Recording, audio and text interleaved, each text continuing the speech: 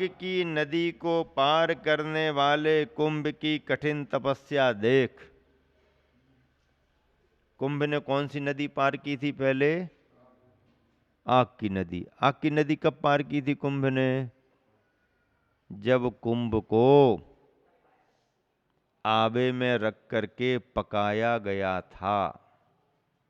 कच्चा घड़ा तप तप करके पक्का घड़ा हुआ। तो आग की नदी को पार करने वाले कुंभ की कठिन तपस्या देख, कहीं जल देवता ने ही, देखो जल देवता का मतलब क्या? उस जगह जल में निवास करने वाली कोई दैवी शक्ति। दैवी शक्तियां होती हैं, कौन निषेध करता? निषेध करने की कोई बात ही नहीं है उनका अपना स्थान है।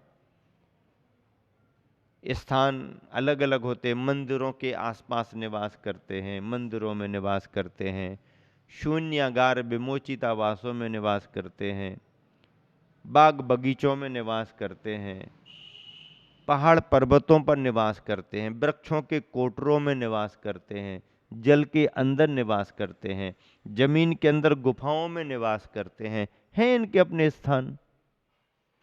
तो इनका कोई निषेध थोड़ी है, लेकिन इनसे अपना कोई लेना देना भी नहीं है। क्या लेना देना? वो हैं, रहें, अच्छे से रहें, हमें उनसे कोई अपेक्षा नहीं है और वो हमें कोई बाधा भी नहीं दे रहे। वो अपना काम कर रहे, हम अपना काम कर रहे। हाँ, आते जाते समय हैं या नहीं है ये हमें पता नहीं, पर जाते समय आते समय कुछ संबोधन देना पड़ता है। निस्सही निस्सही निस्सही। भैया कोई यहाँ पर हो तो थोड़ा सा ध्यान दो, हम भी आ रहे हैं। आपको बाधा हो सकती है, लेकिन हम थोड़ा सा कार्य करने के लिए आए हैं, क्षमा भाव रखना, हम अपना काम करके चले जाएंगे। दिखाई दे या ना दे, किसी भी नए स्थान पर, अपरिचित स्थान पर अपन कहीं जाते हैं तो उसमें प्रवेश करते समय, किसी बाग बगीचे में जा रहे हैं, किसी गुफा में प्रवेश कर रहे हैं, भले सैकड़ों लोग प्रवेश कर रहे हैं, उससे हमें कोई मतलब नहीं। वो क्या करके जा रहे हैं वो जाने, हम प्रवेश कर रहे हैं निस्सही निस्सही निस्सही। यहाँ पर कोई भी हो जो भी इस स्थान की सेवा में लगे हों, वो जरा हमें जगह दें, हम यहाँ पर आ रहे हैं। निस्सही निस्सही निस्सही। निस्सही कहना क्यों जरूरी है? जरूरी है कि नहीं? क्यों जरूरी है? हाँ, आप किसी के घर जाओ और बिना घंटी बजाए सीधे पहुंच जाओ तो वो कहेंगे कि घंटी क्यों नहीं बजाई आपने? घंटी काय के लिए लगाई? थोड़ा दरवाजा बजाते तो तुम, थोड़ी आवाज तो देते। तो किसी के घर जाते हैं तो थोड़ी आवाज देना पड़ती है, थोड़ा दरवाजा बजाना पड़ता है, घंटी बजाना पड़ती है, ताकि परिवारी जनों को मालूम हो जाए कि कोई आ रहे हैं। ऐसे ही परिचित अपरिचित स्थानों में आते जाते समय एक ही जगह पर आप रुके हो, अपने घर में कुछ कहने की जरूरत नहीं, क्योंकि सुबह शाम वहीं आना जाना हो रहा। लेकिन नए सिरे से कहीं पर जाते हैं, कोई परिचित इलाका है, कोई अपरिचित इलाका है, बहुत समय से बंद पड़े रहते हैं, शून्यागार जैसे रहते हैं, आवागमन वहाँ रहता नहीं, जहाँ आवागमन वगैरह कम हो जाता है, ऐसे रिक्त स्थानों पर ही आके अपना निवास बना लेते हैं। ऐसे रिक्त स्थानों पर जहाँ पर जन शून्य स्थान होते हैं, वहाँ पर ही अपना स्थान बना लेते। अब ऐसे स्थान पर तुम्हें दिखाई तो कुछ दे नहीं रहा, तो प्रवेश करते समय निस्सही निस्सही निस्सही निस्सही निस्सही निस्सही कह दिया, संकेत हो गया। और जब अपना काम हो गया तो वापस आते समय अस्सही अस्सही अस्सही, अब हम जा रहे हैं, जा रहे हैं, जा रहे, अब अपना काम करिए। धन्यवाद, धन्यवाद, धन्यवाद, आपने हमारा सहयोग किया, अब आप अपना काम करिए। हाँ, आप अपने स्थान पर आ जाइएगा। हम लोगों को भी कहा जाता है मूलाचार वगैरह में कि निषेधिकाओं में जाते हैं, कहीं भी जाते हैं, कोटरों में, गुफाओं में, एकांत स्थानों में, अपरिचित स्थानों में, तो ऐसा बोलना पड़ता है। एक कृति कर्मों में, अपने कार्यों में आता है। तो इस तरह से निस्सही निस्सही निस्सही प्रवेश के समय और लौटते समय असही असही। धन्यवाद भाई, धन्यवाद, आपका सहयोग रहा, हमारा काम पूरा हुआ। अब आप अपनी जगह पर आइएगा, हम जगह खाली करते हैं, हम जगह खाली करते हैं। वो भी खुश हो जाते, अरे भाई देखो, आए तो आए, इन्होंने कितना शिष्टाचार निभाया। आदमी प्रसन्न हो जाता है, वहां पर कोई भी हो, दिखे या ना दिखे, वो खुश हो जाता, देखो हमारा ध्यान तो रखा, आए ये तो ठीक है लेकिन ध्यान रखा, हमको सम्मान तो दिया। इस रूप में शिष्टाचार निभाना पड़ता है। तो वहां पर क्या होता है, कहीं जल देवता ने ही परिवार के चारों ओर विक्रिया के बल पर रक्षा मंडल भामंडल की रचना की हो। अरे इतनी बार कुंभ को फोड़ने का प्रयास किया, कुंभ फूट नहीं रहा। इतनी बार रस्सी को काटने का प्रयास किया जा, रस्सी कट ही नहीं रही। इसका मतलब क्या है? इसका मतलब कुछ विशेष है।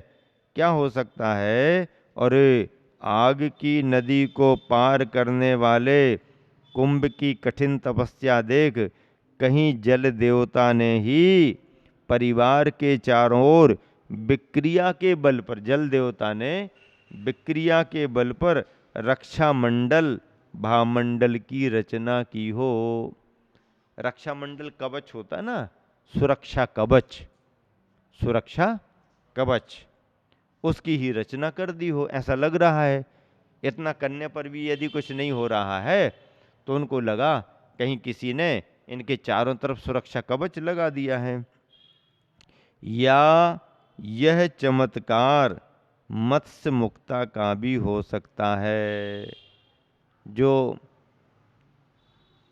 जली जंतु मछली ने मुक्ता दे दी थी, जो इनके पास में मुक्ता है, उस मुक्ता की वजह से भी इनकी रक्षा हो रही होगी।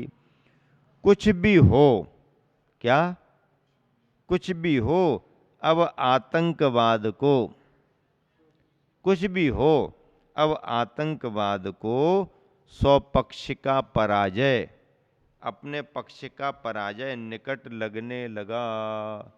अब आतंकवाद को लग रहा कि वह अब हारने वाला है, क्योंकि जितने उपाय वो कर सकता था उतने उपाय उसने सब कर लिए। स्वपक्ष का पराजय निकट लगने लगा।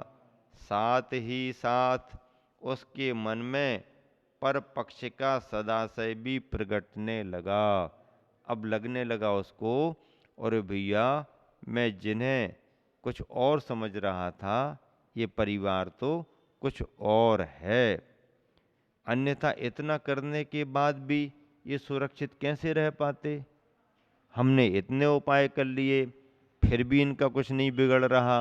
हमने इतना कुछ कर दिया, फिर भी ये अभी सामने सामने खड़े हैं। इसका मतलब है इनके अंदर कुछ विशेष है। उसके मन में परपक्ष का सदाशय भी प्रगटने लगा। फलस्वरूप उसके तन की शक्ति, वह किसके तन की शक्ति?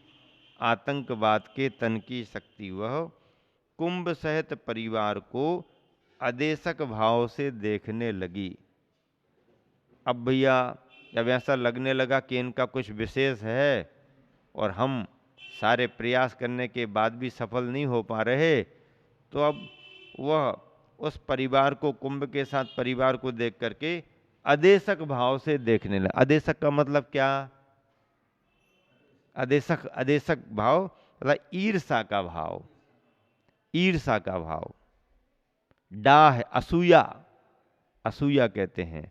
डाह, आदेशक, ईर्षा का भाव। अब कुछ कर तो नहीं सकते हैं, और कर लिया फिर भी कुछ नहीं हो रहा, तो अंदर अंदर जलन होने लगी, अंदर अंदर कुढ़ने लगा। आदेशक भाव, आदेशक भाव मतलब ईर्षा होने लगी उससे।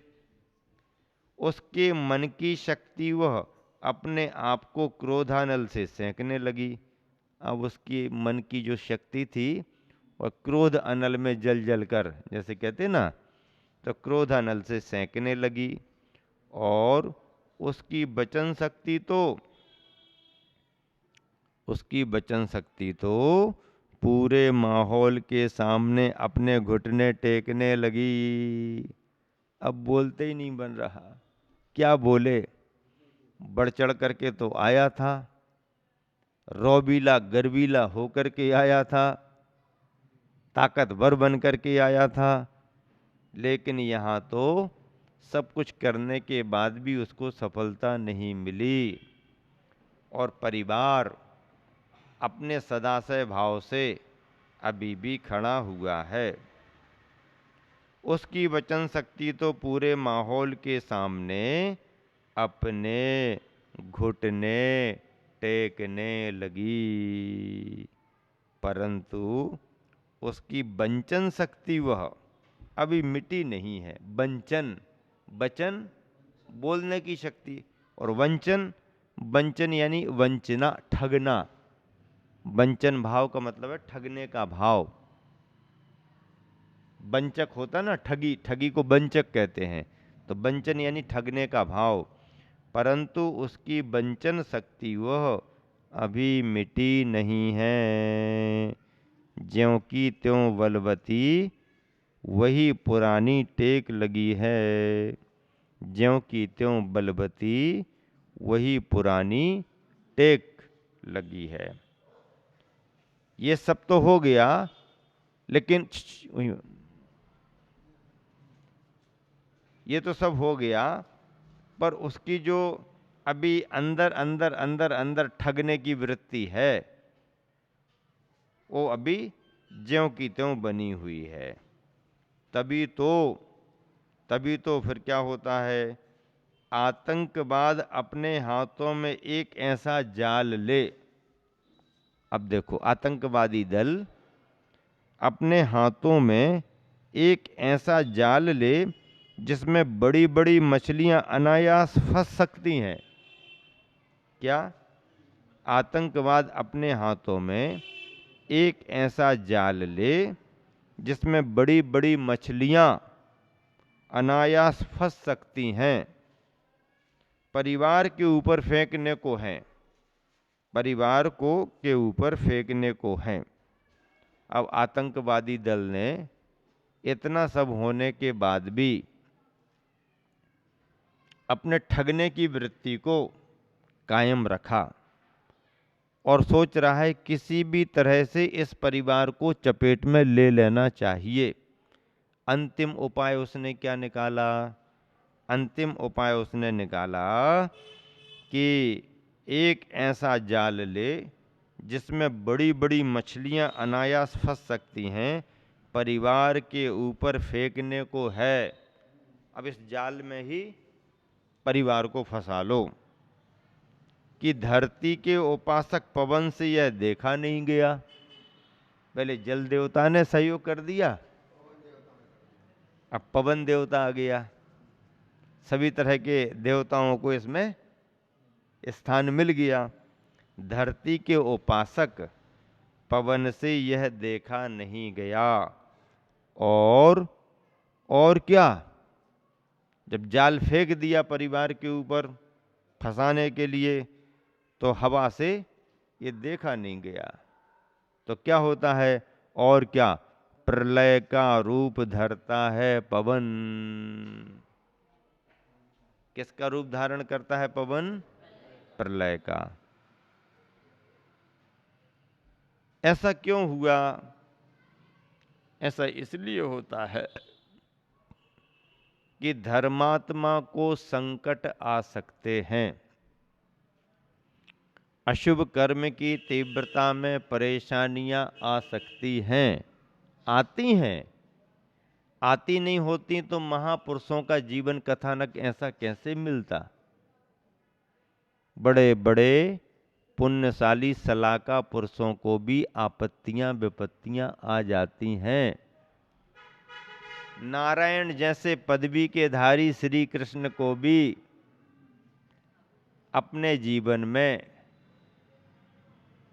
भले ही बीच के काल में उनको कोई परेशानी नहीं हुई, लेकिन प्रारंभिक समय में, जन्म होते समय में छिपा छिपा करके जन्म कराओ, पता न लग जाए कंस बैठा हुआ है।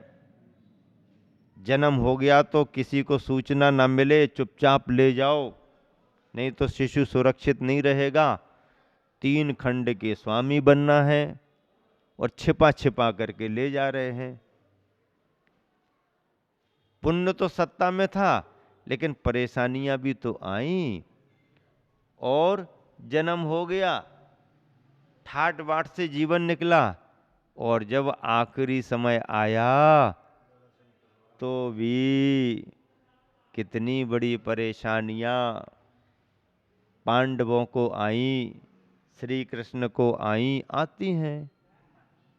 रामचंद्र जी जैसे बलभद्र शलाका पुरुष, पुण्यशाली पुरुष जंगल में जा रहे हैं, बरसात का समय आ रहा है, एक वृक्ष के नीचे खड़े होकर विचार कर रहे हैं कि अब ये बारिश का समय कैसे निकलेगा जंगल में। राम, लक्ष्मण, सीता, एक बलभद्र, एक नारायण और एक बलभद्र की धर्मपत्नी, तीनों विचार कर रहे हैं अब बारिश का समय है, कैसे समय निकलेगा जंगल में। यहाँ विचार कर रहे, जिस वृक्ष के नीचे खड़े होकर विचार कर रहे, उसी वृक्ष पर रहने वाले व्यंतर के मन में भाव आ गया, अरे ये तो सलाका पुरुष हैं, ये तो पुण्य पुरुष हैं, हमें कुछ इनकी सहायता करनी चाहिए। और उसने वहीं पर देखते ही देखते नगरी बसा दी, नाम राम नगरी रख दिया।